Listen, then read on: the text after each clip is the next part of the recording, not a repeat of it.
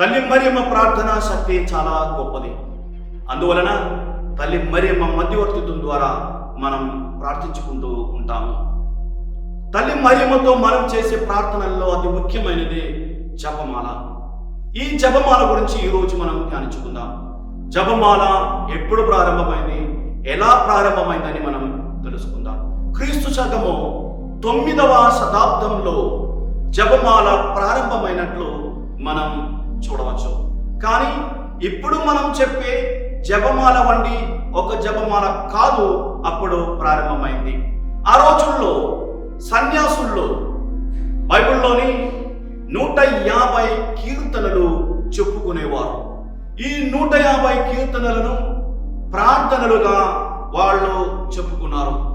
కొన్ని సంవత్సరాల తరువాత ఈ 150 కీర్తనల స్థానములో 150 సార్లు పరలోకమందున్న మా తండ్రి అనే ప్రార్థన చెప్పడం ప్రారంభించారు.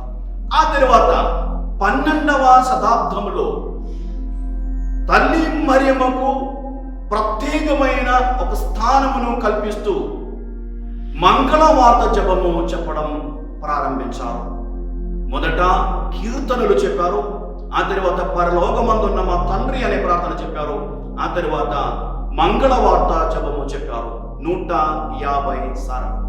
కొన్ని సంవత్సరాల తరువాత, ఖచ్చితంగా చెప్పాలంటే క్రీస్తు శకము 15వ శతాబ్దంలో ఈ 150 మంగళవార్త జపాలను 15 రహస్యాలుగా విభజించారు.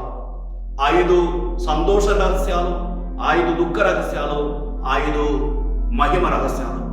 తరువాత 2002వ సంవత్సరంలో మరి 5 రహస్యాలను కూడా జోడించారు. ప్రకాశపు రహస్యాలు, వెలుగు రహస్యాలు.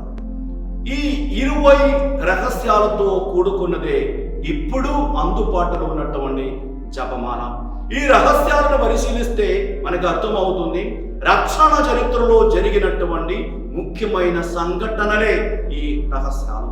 యేసు ప్రభు చేసిన ఘన కార్యాలు, యేసు ప్రభు జీవితంలో జరిగినటువంటి కార్యాలు ఈ రహస్యాలను మనం ధ్యానించుకుంటూ ఉన్నాం.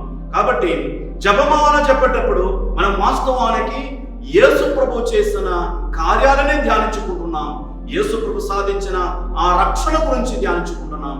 కాబట్టి జపమాల ద్వారా మనం యేసు ప్రభువునకు మరింత చేరువలో ఉంటాము. జపమాల చాలా శక్తివంతమైన ప్రార్థన.